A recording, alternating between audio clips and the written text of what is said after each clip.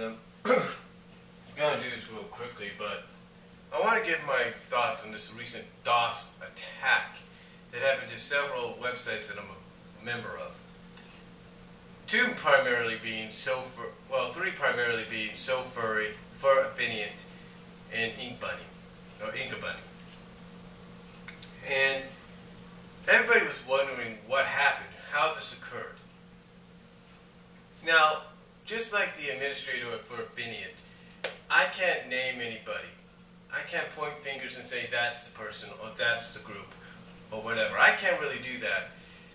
But what I can do is give my opinion and my assumption as to who might be behind it.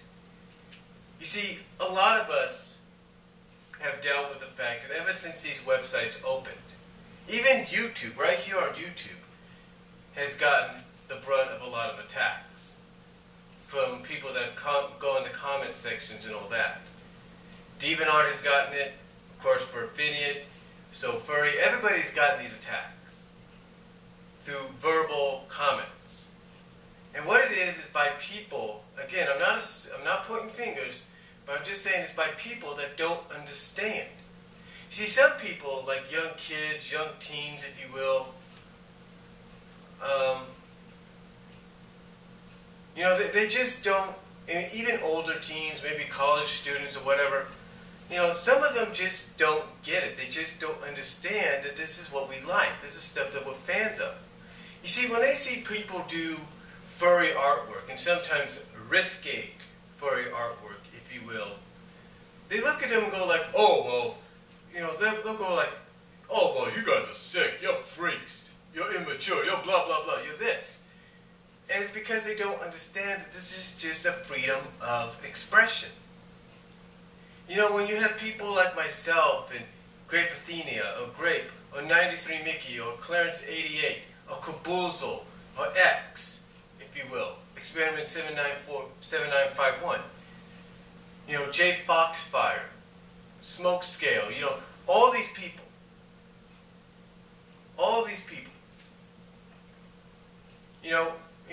Kai, for example, as well. All these people, Doodly Dude, all these people. And I can name a lot more, like Sir the Writer, Mr. Internet Man, you name it. All these people, what they don't get, see, all these people, what they do is they express who they are through artwork and stories. That's what we do. Razor, for example, has his own unique way of doing things, if you get my drift. Blonde Velvet, as well, has her own unique way of doing things. Anima has her own way of doing things. But it's all about expressing themselves. It's like I said one time in a video a long time ago, maybe a year or two ago. I said that the reason, basically what I said in that video was the reason people go out and put these costumes on, or they go out and they spend the money and get these fursuits created and they put them on, is to escape the realms of reality, is to become somebody else, and just use this new form, this new identity to escape the realms of the stress of the workday. It's kind of like with stories, like what Grape told me one time, or mentioned. And Grape expresses this in her stories a lot, and anybody else that does this too expresses it some way in their stories. That when they have a character shapeshift or transform into a different form, whether it's an inanimate object, a plant, or even an animal, it's a way for them to expressively, through this story, through this character, escape the realms of reality, escape the stress of the real world.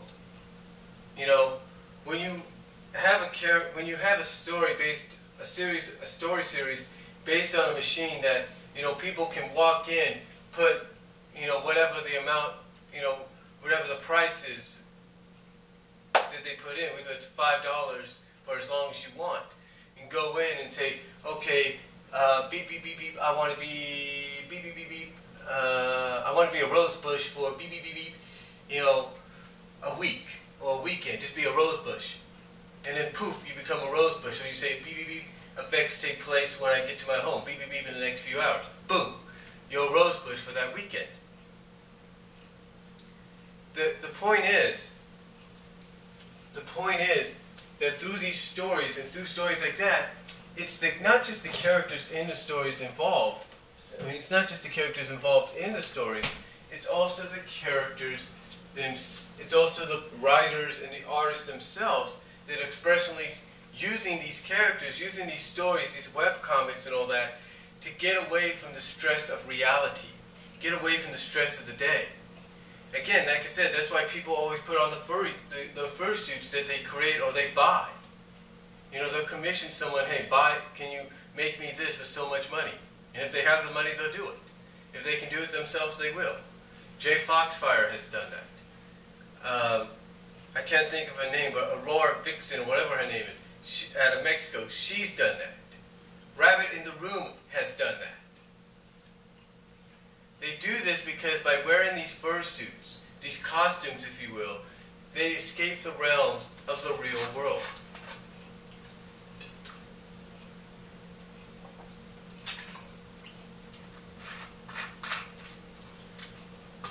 They escape the realms of the real world and are able to do what they want to do. They become something else.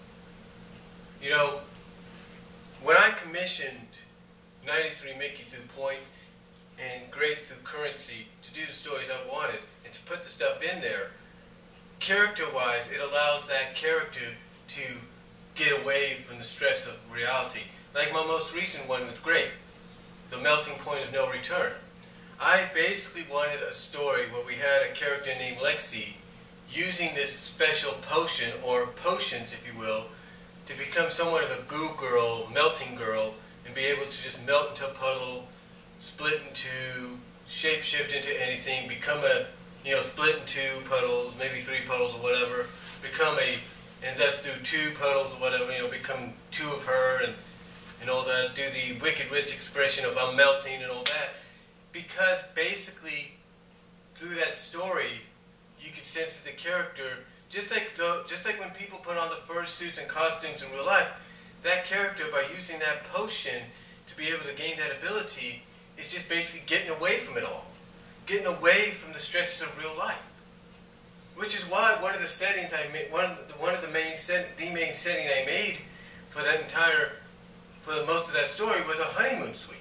Because we pretty much know that if somebody in real life reserves a hotel room, and the only room that they have left is the honeymoon suite, and pretty much you have the money to do that, even for one night or 2 nights.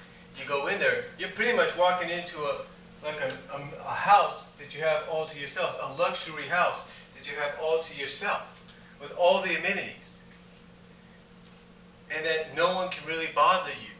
You can even put the Do Not Disturb sign, and no one can bother you. And in the story, this is what the Lexi character does. She has no one bothering her, so she can do whatever she wants. She can be whatever she wants. And there you go.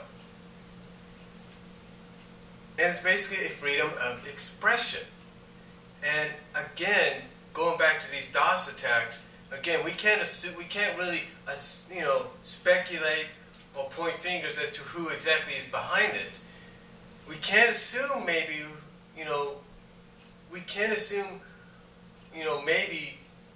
what could have been behind. We can't kind of assume. We can't, like I said, we can't point fingers and say, okay, this person did it, or that group did it, or whatever. We can only speculate and assume that maybe there were certain people that did it. And the certain people that I would assume and speculate are those that just don't understand. And most of those, like I said, that just don't understand are young teenagers, young teens or adult teens or college students that just don't get it. They just don't understand that this is just a freedom of expression. Now, I know some people might be watching this and say, well, what if it's not those kind of people? If it's not those kind of people, it could be other people. It could be groups of organizations organizations that are like, you know what, that's against the law. or that's against nature, or that's against, from a religious standpoint, and I'm a Christian, believe me, I'm a Christian, born again Christian, and I know that there are some extremist Christian groups that would point to something like, furaffinity or DeviantArt or sofurry and say like, what you got on there is wrong. And it's all it is a freedom of expression.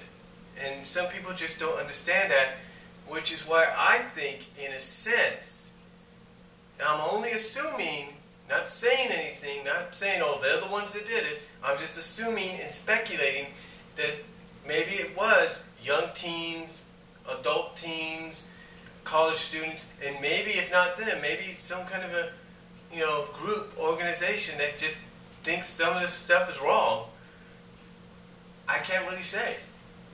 But most of the times when I look at certain other websites, and I'm not going to say, what they are, and just the way that some of these websites that degrade places like furaffinity, DeviantArt, and, DeviantArt and wherever, DeviantArt, sofurry, furaffinity, and inkbunny, some of the websites that degrade them, you can kind of tell are done and created by young teens and, cyberbullies and all that. I mean, like I said, here on the YT, we kind of get it all the time, depending on who comments. We get it all the time. I mean, I've gotten it various times. I was just checking my time there because I've got 15 minutes only on the YouTube right now. But here on YouTube, Daily Motion and Blimp, we get it all the time. Angry Video Game Nerd, James Wolfe gets it. Irate Gamer, Chris Rolls gets it. Nostalgia Critic, Doug Walker gets it. Linkara, Louis Lombard gets it. Nostalgia Chick, Lindsay Ellis, she gets it. And all of us get these cyberbullies or these people that just don't understand and accept the fact that this is what we like, and sometimes this is what we do to make money. Sometimes this is what we do to pay the bills. They just don't understand that. And why? I don't know. Maybe because they're envious? We don't know. But again, like I said, like they said at furaffinity, like the administrator said at furaffinity, we cannot point fingers because we don't know who's really behind it. We don't know who's really behind it. All we know is that whoever was behind it,